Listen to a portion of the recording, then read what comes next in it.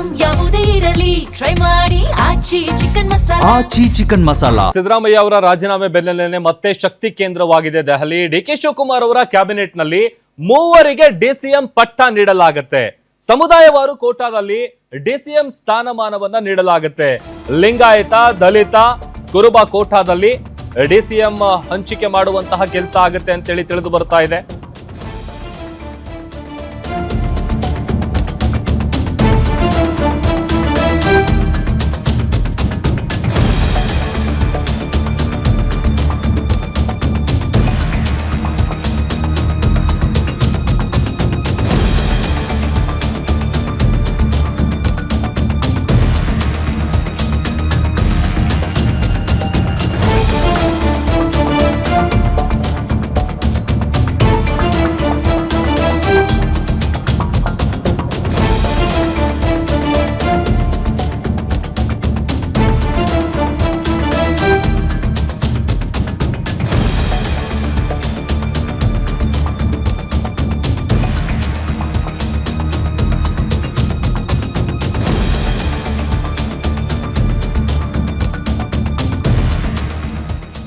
DKShi cabinet ನಲ್ಲಿ ಮೂವರಿಗೆ DCM ಪಟ್ಟ. ಸಮುದಾಯವಾರು ಕೋಟಾದಲ್ಲಿ ಡಿಸಿಎಂ ಸ್ಥಾನಮಾನವನ್ನ ನೀಡಲಾಗುತ್ತೆ. ಅದರಲ್ಲಿ ಒಂದು ಲಿಂಗಾಯತ, ದಲಿತ, ಕುರುಬ ಕೋಟಾದಲ್ಲಿ ಡಿಸಿಎಂ ಸ್ಥಾನಮಾನವನ್ನ ಹಂಚಿಕೆ ಮಾಡಲಾಗುತ್ತೆ. ಅದರ ಪ್ರಕಾರ ಲಿಂಗಾಯತ ಕೋಟಾದಲ್ಲಿ ಎಂಬಿ ಪಾಟೀಲ್ಗೆ ಡಿಸಿಎಂ ಪಟ್ಟ ಸಿಗುತ್ತೆ. ದಲಿತ ಕೋಟಾದಡಿಯಲ್ಲಿ ಡಾಕ್ಟರ್ ಜಿ ಪರಮೇಶ್ವರ್ಗೆ ಡಿಸಿಎಂ ಸ್ಥಾನ. ಇನ್ನು ಕುರುಬ ಸಮುದಾಯದ ಕೋಟಾದಲ್ಲಿ ಯತೀಂದ್ರ ಸಿದ್ದರಾಮಯ್ಯ ಅವರಿಗೆ ಡಿಸಿಎಂ ಸ್ಥಾನಮಾನ ಸಿಗುತ್ತೆ. ಸಿದ್ದರಾಮಯ್ಯ ರಾಜೀನಾಮೆಯ ಬಳಿಕ ಮೂವರಿಗೆ ಡಿಸಿಎಂ ಸ್ಥಾನವನ್ನ ನೀಡಲಾಗುತ್ತೆ ಅನ್ನುವಂತ ವಿಚಾರ ಗೊತ್ತಾಗ್ತಾ ಇದೆ. ಆರಂಭದಲ್ಲಿ 4 ಡಿಸಿಎಂ ಹುದ್ದೆಗಳನ್ನ ಸೃಷ್ಟಿ ಮಾಡಬೇಕು ಅನ್ನುವಂಥದ್ದು ಒಂದು ಬೇಡಿಕೆ ಇತ್ತು ಅಂತೇಳಿ. ಬಟ್ ಈಗ ಹೈಕಮಾಂಡ್ ನಾಯಕರನ್ನ ಬೀಟ್ ಮಾಡೋದಕ್ಕೆ ಏನು ಸಿದ್ದರಾಮಯ್ಯ ಮತ್ತೆ ಡಿಕೆ ಶಿವಕುಮಾರ್ ಅವರು ಹೋಗ್ತಾ ಇದ್ದಾರೆ. ನಾಳೆ ಇದೇ ವಿಚಾರಕ್ಕೆ ಸಂಬಂಧಪಟ್ಟಂತೆ ಎಗೇನ್ ಅಲ್ಲಿ ಮತ್ತೊಂದು ಸುತ್ತಿನ ಮೆಗಾ ಮೀಟಿಂಗ್ ಆಗುತ್ತೆ. ಅಲ್ಲಿ ಬಹುಶಃ ಇದೆಲ್ಲ ಅಂತಿಮವಾದಂತ ಲಿಸ್ಟ್ ಅನ್ನ ಫೈನಲೈಸ್ ಮಾಡುವಂತ ಕೆಲಸ ಹೈಕಮಾಂಡ್ ನಾಯಕರು ಮಾಡಲಿದ್ದಾರೆ. ಈಗ ಆಲ್ರೆಡಿ ಸಿದ್ದರಾಮಯ್ಯ ಅವರು ರಾಜೀನಾಮೆ ಕೊಟ್ಟ ಬೆನ್ನಲ್ಲೇನೆ ಮತ್ತೆ ಈಗ ಶಕ್ತಿ ಕೇಂದ್ರ ಆಗಿದೆ ದೆಹಲಿ. ಡಿಕೆ ಶಿವಕುಮಾರ್ ಅವರು ಹೋಗ್ತಾ ಇದ್ದಾರೆ. ಸಿದ್ದರಾಮಯ್ಯ ಅವರು ಆಲ್ರೆಡಿ ಹೊರಟಿದ್ದಾರೆ. ಏನ್ ಕೆಲವೇ ಕ್ಷಣಗಳಲ್ಲಿ ದೆಹಲಿ ರೀಚ್ ಆಗ್ತಾರೆ. ನಾಳೆ ಉಭಯ ನಾಯಕರ ಜೊತೆಗೆ ರಾಹುಲ್ ಗಾಂಧಿ ಅವರು ಚರ್ಚೆ ಮಾಡ್ತಾರೆ. ಆಮೇಲೆ ಈಗ ಮುಂದಿನ ಪ್ರಕ್ರಿಯೆಗಳೇನಿದೆ, ಈಗ ನೂತನ ಸಚಿವರಾಗಿರ್ಬೋದು ಅಥವಾ ಮುಖ್ಯಮಂತ್ರಿಗಳ ಪದಗ್ರಹಣ ಆಗಿರ್ಬೋದು, ಅದರ ಜೊತೆಗೇನೆ ಹೆಚ್ಚುವರಿ ಡಿಸಿಎಂ ವಿಚಾರ ಕೂಡ ಈಗ ಚರ್ಚೆ ಆಗ್ತಾ ಇದೆ. ಅದಷ್ಟು ಡೀಟೇಲ್ಸ್ ಕೊಡ್ತಾರೆ ನಮ್ಮ political bureau head Maruti Pavagada live join ಆಗ್ತಾ ಇದ್ದಾರೆ. ಮಾರುತಿ, ಈಗ ಒಂದ್ ಕಡೆ ನೂತನ ಸಚಿವರು ಆ ಪಟ್ಟಿಯೆಲ್ಲ ಹಿಡ್ಕೊಂಡು ಸಿದ್ದರಾಮಯ್ಯ ಅವರು ಹೋಗಿದ್ದಾರೆ, ಜೊತೆಗೆ ಡಿ ಕೆ ಶಿವಕುಮಾರ್ ಅವರು ಕೂಡ ಹೋಗ್ತಾ ಇದ್ದಾರೆ. ಬಟ್ ಈ ಹೆಚ್ಚುವರಿ ಡಿಸಿಎಂ ವಿಚಾರಕ್ಕೆ ಸಂಬಂಧಪಟ್ಟಂತೆ 3 ಮಾಡ್ತಾರಾ, 4 ಮಾಡ್ತಾರಾ, ಅಥವಾ ಯಾವ ರೀತಿಯಾಗಿ ಇದನ್ನು ವಿಶ್ಲೇಷಣೆ ಮಾಡಬಹುದು ಅಂತ ಮಾರುತಿ? ಪ್ರಭು, ಹೆಚ್ಚುವರಿ ಡಿಸಿಎಂ ಹುದ್ದೆಗಳನ್ನು ಸೃಷ್ಟಿ ಮಾಡಬೇಕು ಅನ್ನುವಂತಹ ಒಂದು ಒತ್ತಾಯವನ್ನು ಮುಖ್ಯಮಂತ್ರಿ ಸಿದ್ದರಾಮಯ್ಯ ಅವರು 2 ದಿನಗಳ ಹಿಂದೆ ದೆಹಲಿಗೆ ಹೋದಾಗ ರಾಹುಲ್ ಗಾಂಧಿ ಅವರ ಮುಂದೆ ಪ್ರಸ್ತಾಪವನ್ನು ಇಟ್ಟಿದ್ದರು. ಆದರೆ ಮೊದಲು ನೀವು ರಾಜೀನಾಮೆಯನ್ನು ಕೊಟ್ಟು ತದಬಳಿಕ ಕಾಂಗ್ರೆಸ್ ಹೈಕಮಾಂಡ್ ಬಳಿ ಬನ್ನಿ ಅನ್ನುವಂಥ ಒಂದು ಸಂದೇಶವನ್ನು ಕೊಟ್ಟಿದ್ದರಿಂದ ಇವತ್ತು ಸಿದ್ದರಾಮಯ್ಯ ಅವರು ಸಿಎಂ ಸ್ಥಾನಕ್ಕೆ ರಾಜೀನಾಮೆಯನ್ನು ಕೊಟ್ಟಿದ್ದಾರೆ. ಈಗಷ್ಟೇ ದೆಹಲಿಗೆ ಪ್ರಯಾಣವನ್ನು ಬೆಳೆಸಿದ್ದಾರೆ. ಬಹುತೇಕ 7:15ಗೆ ಅವರು ದೆಹಲಿಯನ್ನು ತಲುಪ್ತಾರೆ. ದೆಹಲಿ ಅದರ ಬೆನ್ನಲ್ಲೇ ಡಿ ಕೆ ಶಿವಕುಮಾರ್ ಅವ್ರಿಗೂ ಕೂಡ ಕಾಂಗ್ರೆಸ್ ಹೈಕಮಾಂಡ್ ಬುಲಾವ್ ಕೊಟ್ಟಿದೆ. ಇವತ್ತೇ ನೀವು ಕೂಡ ದೆಹಲಿಗೆ ಬನ್ನಿ ಅಂತ. ಹೀಗಾಗಿ ಉಭಯ ನಾಯಕರು ದೆಹಲಿಯ ಹೈಕಮಾಂಡ್ ಅಂಗಳಕ್ಕೆ ಮತ್ತೊಮ್ಮೆ ಹೋಗ್ತಾ ಇದ್ದಾರೆ. ರಾಹುಲ್ ಗಾಂಧಿ ಅವರನ್ನು ನೇರವಾಗಿ ಭೇಟಿ ಮಾಡ್ತಾರೆ. ಆ ಸಭೆಯಲ್ಲಿ ರಾಹುಲ್ ಗಾಂಧಿ, ಸುರ್ಜೇವಾಲಾ, ವೇಣುಗೋಪಾಲ್, ಸಿದ್ದರಾಮಯ್ಯ ಹಾಗೂ ಡಿ ಕೆ ಶಿವಕುಮಾರ್ ಈ 5 ಕೂಡ ಇರ್ತಾರೆ. ಅಂದರೆ ಮುಂದೆ ಡಿ ಕೆ ಶಿವಕುಮಾರ್ ಅವರ ನೇತೃತ್ವದಲ್ಲಿ ಯಾರೆಲ್ಲ ಸಚಿವರಾಗಿ ಸೇರಬೇಕು ಅನ್ನುವಂಥ ಒಂದು ಚರ್ಚೆ ಸಹಜವಾಗಿ ಆಗುತ್ತೆ. ಅದಕ್ಕೂ ಮೊದಲು ಎಷ್ಟು ಡಿಸಿಎಂ ಹುದ್ದೆಗಳು ಆಗಬೇಕು ಅನ್ನುವಂಥದ್ದು, ಯಾಕಂತ ಹೇಳಿದ್ರೆ 4 ಡಿಸಿಎಂ ಹುದ್ದೆಗಳು ಕೊಟ್ಟರೆ ಸಮುದಾಯವಾರು ಕೊಡಬಹುದು ಅಂತ. ಇದು ಸಿದ್ದರಾಮಯ್ಯ ಅವರು ಸಿಎಂ ಆಗಿದ್ದಾಗಲೂ ಕೂಡ ಹೆಚ್ಚುವರಿ ಡಿಸಿಎಂ ಹುದ್ದೆಗಳು ಸೃಷ್ಟಿಯಾಗಲಿ ಅನ್ನುವಂಥ ಒಂದು ಒತ್ತಾಯವನ್ನು ಹಲವರು ಮಾಡ್ತಾ ಇದ್ದಾರೆ. ಅದರ ಒಂದು ಲೀಡನ್ನು ಸತೀಶ್ ಜಾರಕಿಹೊಳಿ ಅವರು ತೆಗೆದುಕೊಂಡಿದ್ದರು. ಸಮುದಾಯಕ್ಕೊಂದು ಡಿಸಿಎಂ ಹುದ್ದೆ ಕೊಟ್ಟಿದ್ದಾದರೆ ಆ ಸಮುದಾಯಗಳು ಕಾಂಗ್ರೆಸ್ ಪರವಾಗಿ ನಿಲ್ತವೆ. ಕಾಂಗ್ರೆಸ್ ಪರವಾಗಿ ಮತ ಹಾಕಿದ್ದಕ್ಕೂ ಕೂಡ ಅವ್ರಿಗೂ ಕೂಡ ನಾವು ಪಕ್ಷದಲ್ಲಿ ಸರ್ಕಾರದಲ್ಲಿ ಅಧಿಕಾರ ಕೊಟ್ಟಂತೆ ಆಗುತ್ತೆ ಅಂತ. ಹೀಗಾಗಿ ಸಹಜವಾಗಿ ಡಿ ಕೆ ಶಿವಕುಮಾರ್ ಅವರ ನೇತೃತ್ವದಲ್ಲಿ 4 ಡಿಸಿಎಂಗಳು ಆಗಲಿ ಅನ್ನುವಂಥ ಒಂದು ಒತ್ತಾಯ ಇರುವಂಥದ್ದು ನಿಜ. ಅದರಲ್ಲಿ ಪ್ರಮುಖವಾಗಿ ಒಕ್ಕಲಿಗ ಸಮುದಾಯದ ನಾಯಕ ಡಿ ಕೆ ಶಿವಕುಮಾರ್ ಅವರು ಮುಖ್ಯಮಂತ್ರಿ ಆಗ್ತಾ ಇರೋದ್ರಿಂದ ಲಿಂಗಾಯತ ಸಮುದಾಯದವರಿಗೆ ಡಿಸಿಎಂ ಹುದ್ದೆ ಕೊಡಬೇಕು ಅನ್ನುವಂಥ ಒಂದು ನಿರ್ಧಾರ ಆಗಿದೆ. ಅದರಲ್ಲೂ ಪ್ರಮುಖವಾಗಿ ಸಹಜವಾಗಿ ಮೊದಲಿಂದ ಎಂ ಬಿ ಪಾಟೀಲ್ ಹಾಗೂ ಈಶ್ವರ್ ಖಂಡ್ರೆ ಅವರ ಹೆಸರು ರೇಸ್ ಅಲ್ಲಿ ಇದ್ದದ್ದು ಕೂಡ ನಿಜ. ಆದರೆ ಇವತ್ತು ಮಧ್ಯಾಹ್ನದಿಂದ ಸಿಗ್ತಾ ಇರುವಂಥ ಒಂದು ಮಾಹಿತಿಯ ಪ್ರಕಾರ ಬಹುತೇಕ ಎಂ ಬಿ ಪಾಟೀಲ್ ಅವರ ಹೆಸರು DCM ಹುದ್ದೆಗೆ ಖಚಿತ ಆಗಿದೆ ಅನ್ನುವಂಥ ಒಂದು ಮಾಹಿತಿ ಸಿಗ್ತಾ ಇದೆ. ಎಂ ಬಿ ಪಾಟೀಲ್ ಒಂದು ಕಡೆ ಕಾಂಗ್ರೆಸ್ ಹೈಕಮಾಂಡ್ಗೂ ಸಮೀಪದಲ್ಲಿರುವಂಥವರು, ಅದರಲ್ಲೂ ಎರಡೆರಡು ಬಾರಿ ಸ್ವತಃ ಸೋನಿಯಾ ಗಾಂಧಿ ಅವರೇ ನೀವು PCC ಅಧ್ಯಕ್ಷರಾಗಿ ಕೆಲಸ ಮಾಡಬೇಕು ಅಂತ ಹೇಳಿದಾಗ PCC ಅಧ್ಯಕ್ಷರು ಯಾರು ಬೇಕಿದ್ರೂ ಆಗಲಿ, ಪ್ರಚಾರ ಸಮಿತಿ ಅಧ್ಯಕ್ಷರಾಗಿ ಆಗಲಿ, ಪಕ್ಷದ ಕೆಲಸವನ್ನು ನಾನು ಮಾಡೋದಕ್ಕೆ ಸಿದ್ಧ ಅನ್ನುವಂಥದ್ದನ್ನೇ ಹಿಂದೆ ಹಲವು ಬಾರಿ ಹೇಳಿದರು. ಹಲವು ಚುನಾವಣೆಗಳಲ್ಲಿ ಉಸ್ತುವಾರಿ ಕೆಲಸವನ್ನು ಕೂಡ ಮಾಡಿದ್ದಾರೆ.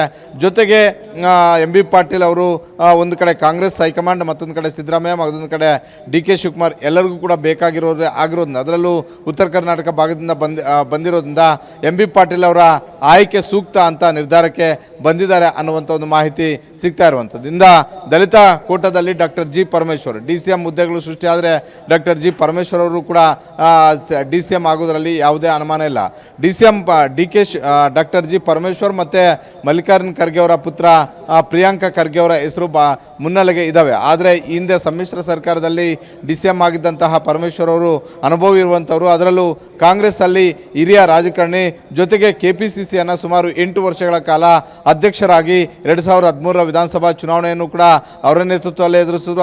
ಅದಾದ ಬಳಿಕ 2018ರ ವಿಧಾನಸಭೆ ಚುನಾವಣೆಯಲ್ಲೂ ಕೂಡ ಅವರು KPCC ಅಧ್ಯಕ್ಷರಾಗಿ ಸುದೀರ್ಘವಾಗಿ 8 ವರ್ಷಗಳ ಕಾಲ ಕಾಂಗ್ರೆಸ್ ಅಧ್ಯಕ್ಷರಾಗಿ ಕೆಲಸ ಮಾಡಿದಂಥ ಅನುಭವ ಇದೆ. ಹೀಗಾಗಿ ಮಲ್ಲಿಕಾರ್ಜುನ್ ಖರ್ಗೆ ಅವರು ಪ್ರಿಯಾಂಕ ಖರ್ಗೆ ಅವರನ್ನು ಹೆಸರು ಪ್ರಸ್ತಾಪ ಮಾಡಿದ್ರೂ ಕೂಡ ರಾಜ್ಯ ಮಟ್ಟದ ನಾಯಕರಾಗಿರ್ಬೋದು, ದೆಹಲಿ ಮಟ್ಟದಲ್ಲಿರುವಂಥ ಹಲವು ನಾಯಕರು ಪರಮೇಶ್ವರ್ ಅವರನ್ನು ಬಿಟ್ಕೊಡ್ತಾ ಇಲ್ಲ ಅನ್ನುವಂಥ ಒಂದು ಮಾಹಿತಿ ಸಿಕ್ಕಿದೆ. ಬಹುತೇಕ ದಲಿತ ಸಮುದಾಯದ ಕೋಟಾದಲ್ಲಿ ಡಾಕ್ಟರ್ G ಪರಮೇಶ್ವರ್ ಅವರು DCM ಆಗ್ತಾರೆ ಅನ್ನುವಂಥ ಒಂದು ಖಚಿತ ಮಾಹಿತಿ ಗ್ಯಾರಂಟಿ ನ್ಯೂಸ್ಗೆ ಸಿಕ್ಕಿರುವಂಥದ್ದು. ಇನ್ನು ಮತ್ತೊಂದು DCM ಹುದ್ದೆ ಸೃಷ್ಟಿ ಮಾಡಬೇಕು, ಅದನ್ನು ಅಲ್ಪಸಂಖ್ಯಾತರಿಗೆ ಕೊಡಬೇಕು ಅನ್ನುವಂಥ ಒಂದು ಲೆಕ್ಕಾಚಾರ ಮೊದಲಿಂದಲೂ ಕೂಡ ಇದ್ದೇ ಇದೆ.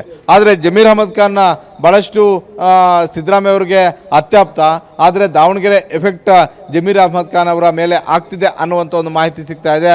ಜೊತೆಗೆ ದಾವಣಗೆರೆಯಲ್ಲಿ ಆದಂತಹ ಕೆಲವೊಂದಷ್ಟು ಬೆಳವಣಿಗೆಗಳು ನೇರವಾಗಿ ಕಾಂಗ್ರೆಸ್ ಹೈಕಮಾಂಡ್ಗೆ ಕೂಡ ವಿಡಿಯೋ ಸಮೇತ ದಾಖಲೆಗಳು ಸಿಕ್ಕಿರೋದ್ರಿಂದ ಜಮೀರ್ ಅಹಮದ್ ಖಾನ್ ಅವರಿಗೆ ಅವಕಾಶಗಳು ಸಿಗೋದೇ ಭಾಳಷ್ಟು ಕಷ್ಟ ಅಂತಿದೆ. ಆದರೆ ಸಿದ್ದರಾಮಯ್ಯ ಅವರು ಈಗಲೂ ಕೂಡ ಜಮೀರ್ ಅಹಮದ್ ಖಾನ್ ಅವರನ್ನ ದೂರ ಇಡೋದಕ್ಕೆ ಇಷ್ಟಪಡ್ತಿಲ್ಲ. ಕಾರಣ ಏನು ಅಂತ ಹೇಳಿದ್ರೆ, ಸಿದ್ದರಾಮಯ್ಯ ಸೇರಿದಂತೆ ಬೇರೆ ಬೇರೆ ನಾಯಕರುಗಳು ಯಾವ ರೀತಿಯಾಗಿ ಓಟನ್ನು ಪುಲ್ ಮಾಡ್ಬೋದು, ಅದೇ ಆ ಸಾಮರ್ಥ್ಯ ಮುಸ್ಲಿಂ ಸಮುದಾಯದಲ್ಲಿ ಆ ಸಾಮರ್ಥ್ಯ ಇರುವಂಥದ್ದು ಜಮೀರ್ ಅಹಮದ್ ಖಾನ್. ಹೀಗಾಗಿ ಆ ಸಮುದಾಯವನ್ನು ಇಟ್ಕೊಂಡೇ ಚುನಾವಣೆ ಮಾಡಬೇಕಾಗಿರೋದ್ರಿಂದ ಶತಾಯಗತಾಯ ಜಮೀರ್ ಅಹಮದ್ ಖಾನ್ ಅವ್ರಿಗೆ ಅವಕಾಶಗಳು ಸಿಗುವಂತಹ ಸಾಧ್ಯತೆಗಳು ಕೂಡ ದಟ್ಟವಾಗಿದ್ದಾವೆ. ಇನ್ನು ಮತ್ತೊಂದು DCM ಹುದ್ದೆ ಸೃಷ್ಟಿ ಮಾಡಿದ್ದೆ ಆದರೆ ಬಹುತೇಕ ಸಿದ್ದರಾಮಯ್ಯ ಅವರ ಪುತ್ರ ಯತೀಂದ್ರ ಸಿದ್ದರಾಮಯ್ಯ ಅವರಿಗೆ ಅವಕಾಶಗಳು ಸಿಗಬಹುದು ಅನ್ನುವಂಥ ಒಂದು ಚರ್ಚೆ ಆರಂಭ ಆಗಿದೆ. ಮೊನ್ನೆ ರಾಹುಲ್ ಗಾಂಧಿ ಅವರ ಮುಂದೆ ಹೋದಾಗ ಸಿದ್ದರಾಮಯ್ಯ ಅವರು ಯತೀಂದ್ರ ಅವರ ಬಗ್ಗೆ ಮಾತನಾಡಿಲ್ಲ. ಯತೀಂದ್ರ ಅವರ ವಿಚಾರವನ್ನು ರಾಹುಲ್ ಗಾಂಧಿ ಅವರು ಪ್ರಸ್ತಾಪ ಮಾಡಿದಾಗ ನಾನು ಆ ಬಗ್ಗೆ ಮಾತನಾಡೋದಿಲ್ಲ ಅನ್ನುವಂಥ ಒಂದು ಮಾಹಿತಿಯನ್ನು ಹೇಳಿ ಕಳಿಸಿದ್ರಂತೆ. ನಿನ್ನೆ ಮತ್ತೆ ಇವತ್ತು ಜಾರ್ಜ್ ಅವರ ಮನವೊಲಿಸಿದ ಬಳಿಕ ಅವರು DK ಶಿವಕುಮಾರ್ ಅವರ ಕ್ಯಾಬಿನೆಟ್ ಸೇರಬಹುದು ಅನ್ನುವಂಥ ಒಂದು ಮಾಹಿತಿ ಕೂಡ ಸಿಗ್ತಾ ಇದೆ. ಒಟ್ಟಾರೆ ಸಿದ್ದರಾಮಯ್ಯ ಮತ್ತು DK ಶಿವಕುಮಾರ್ ಇಬ್ಬರು ಕೂಡ ಸಚಿವರ ಯಾರೆಲ್ಲ ಆಕಾಂಕ್ಷಿಗಳಿದ್ದಾರೆ ಆ ಪಟ್ಟಿಯನ್ನು ತೆಗೆದುಕೊಂಡು ರಾಹುಲ್ ಗಾಂಧಿ ಅವರ ಮುಂದೆ ಹೋಗಿದ್ದಾರೆ. ಪ್ರಭು, ಓಕೆ, ಥ್ಯಾಂಕ್ ಯು ಮಾರುತಿ ನಿಮ್ಮೆಲ್ಲ ಡೀಟೇಲ್ಸ್ಗಾಗಿ. ಇನ್ನು DKC ಕ್ಯಾಬಿನೆಟ್ಗೆ ಸೇರೋದಕ್ಕೆ ಹಲವು ಶಾಸಕರು ಲಾಬಿ ಶುರು ಮಾಡಿದ್ದಾರೆ. DK ಶಿವಕುಮಾರ್ ಕ್ಯಾಬಿನೆಟ್ ಸೇರ್ತಾರ? ಆನೇಕಲ್ ಶಿವಣ್ಣ ಬೆಂಗಳೂರು ಗ್ರಾಮಾಂತರ ಜಿಲ್ಲೆಯಿಂದ ಆಕಾಂಕ್ಷಿಯಾಗಿದ್ದಾರೆ. ಆನೇಕಲ್ ಶಿವಣ್ಣ ಬಿಕಾಸ್ ಹಲವು ವರ್ಷಗಳಿಂದ ಬಲಗೈ ಸಮುದಾಯಕ್ಕೆ ಸಚಿವ ಸ್ಥಾನ ಸಿಕ್ಕಿಲ್ಲ, ಹಂಗಾಗಿ ಈ ಬಾರಿ ಒಂದು ಅವಕಾಶ ಸಿಗಬಹುದಾ ಅನ್ನುವಂತ ವಿಶ್ವಾಸ ಇಟ್ಕೊಂಡಿದ್ದಾರೆ. ಬೆಂಗಳೂರು ಗ್ರಾಮಾಂತರ ಕೋಲಾರ ಭಾಗದ ಪ್ರಭಾವಿ ನಾಯಕ, ಬಲಗೈ ಸಮುದಾಯದ ಪ್ರಭಾವಿ ನಾಯಕರಾಗಿದ್ದಾರೆ ಶಿವಣ್ಣ ಅವರು. ಕಳೆದ ಹಲವು ವರ್ಷಗಳಿಂದ ಸಚಿವ ಸ್ಥಾನ ಸಿಗದ ಹಿನ್ನೆಲೆಯಲ್ಲಿ ನಾನು ಕೂಡ ಸಚಿವ ಸ್ಥಾನದ ಆಕಾಂಕ್ಷಿ ಅಂತ ಹೇಳಿದ್ದಾರೆ. ಗ್ಯಾರಂಟಿ ನ್ಯೂಸ್ಗೆ ಆನೇಕಲ್ ಶಿವಣ್ಣ ಎಕ್ಸ್ಕ್ಲೂಸಿವ್ ಆಗಿ ಹೇಳಿಕೆಯನ್ನ ನೀಡಿದ್ದಾರೆ. ನಾನು ಕೂಡ ಸಚಿವ ಸ್ಥಾನದ ಆಕಾಂಕ್ಷಿಯಾಗಿದ್ದೀನಿ. ಹಲವು ವರ್ಷಗಳಿಂದ ಪಕ್ಷ ನಿಷ್ಠೆಯಾಗಿ ನಾನು ಪಕ್ಷದ ಪರವಾಗಿ ಕೆಲಸ ಮಾಡ್ಕೊಂಡು ಬಂದಿದ್ದೀನಿ. DK ಶಿವಕುಮಾರ್ ಅವರ ಸಂಪುಟದಲ್ಲಿ ಸೇರಬಹುದಾದಂತಹ ವಿಶ್ವಾಸ ನನಗಿದೆ. ಒಂದು ಅವಕಾಶ ಸಿಗುತ್ತೆ ಅನ್ನುವಂತ ಆಸೆ ಇಟ್ಕೊಂಡಿದ್ದಾರೆ. ಪಕ್ಷ ನಮ್ಮ ಕೆಲಸವನ್ನ ನೋಡಿ ಅವಕಾಶ ಮಾಡಿಕೊಡುತ್ತೆ ಅಂತ ಗ್ಯಾರಂಟಿ ನ್ಯೂಸ್ಗೆ ಆನೇಕಲ್ ಶಿವಣ್ಣ ಹೇಳಿಕೆಯನ್ನ ಕೊಟ್ಟಿದ್ದಾರೆ.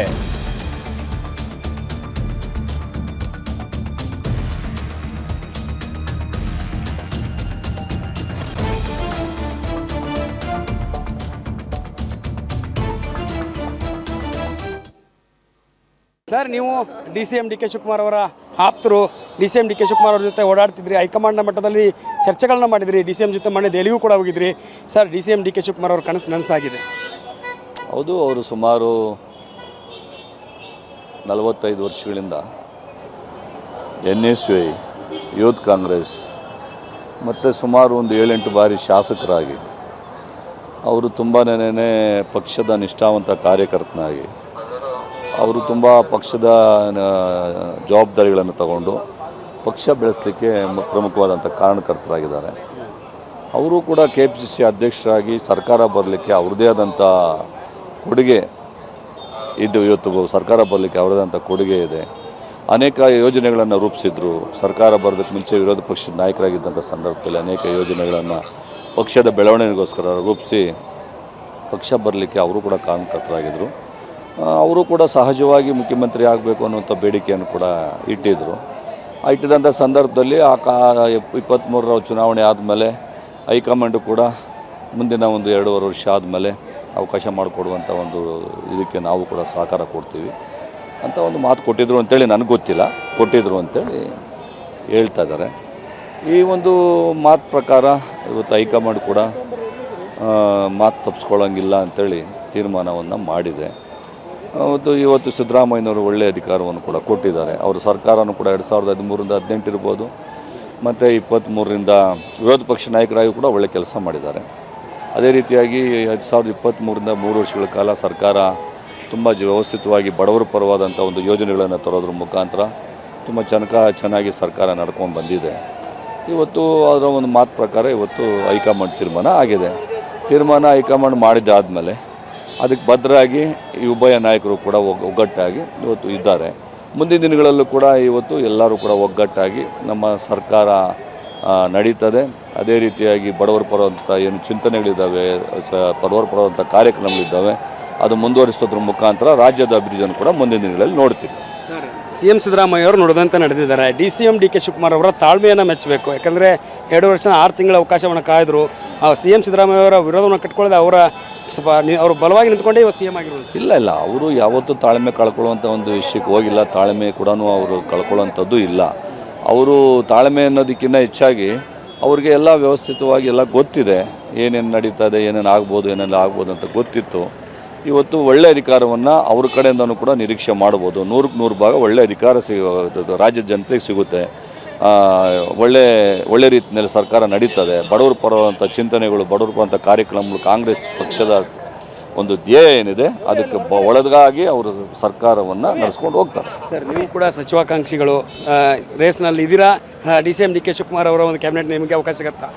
ನೋಡಿ, ನಾನು ಕೂಡ ಆಕಾಂಕ್ಷಿನೇ. ಏಕೆ ಅಂತೇಳಿದ್ರೆ ನಾನು NSY 1986ರಿಂದ ಬೆಂಗಳೂರು ನಗರಕ್ಕೆ NSYನ ಉಪಾಧ್ಯಕ್ಷರಾಗಿ, ಪ್ರಧಾನ ಕಾರ್ಯದರ್ಶಿಯಾಗಿ, ಅಧ್ಯಕ್ಷನಾಗಿ, ಯೂತ್ ಕಾಂಗ್ರೆಸ್ ಅಧ್ಯಕ್ಷನಾಗಿ, ರಾಜ್ಯ ಯುವ ಕಾಂಗ್ರೆಸ್ನ ಪದಾಧಿಕಾರಿಗಳಾಗಿ ಮತ್ತು ಜಿಲ್ಲಾ ಪಂಚಾಯತಿ ಸದಸ್ಯನಾಗಿ 5 ಬಾರಿ ಟಿಕೆಟ್ ತೊಗೊಂಡಿದ್ದೀನಿ ಕಾಂಗ್ರೆಸ್ಸಲ್ಲಿ.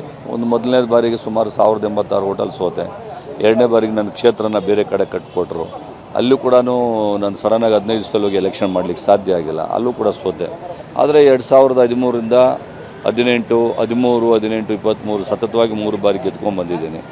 ಮತ್ತು ನಾನು ಕೂಡ ನಿಷ್ಠಾವಂತ ಕಾಂಗ್ರೆಸ್ನ ಕಟ್ಟಾಳುವಾಗಿ ನಾನು ಯಾವತ್ತೂ ಕೂಡ ಪಕ್ಷದ ವಿರುದ್ಧವಾಗಿ ಯಾವತ್ತೂ ಕೂಡ ನಾನು ಮಾತಾಡೋನಲ್ಲ, ನಾನು ವಿರುದ್ಧವಾಗಿ ನಡ್ಕೊಂಡೋನಲ್ಲ. ನಾನು ಒಬ್ಬ ಪಕ್ಷದ ನಿಷ್ಠಾವಂತ ಒಬ್ಬ ಕಾರ್ಯಕರ್ತನಾಗಿದ್ದೇನೆ.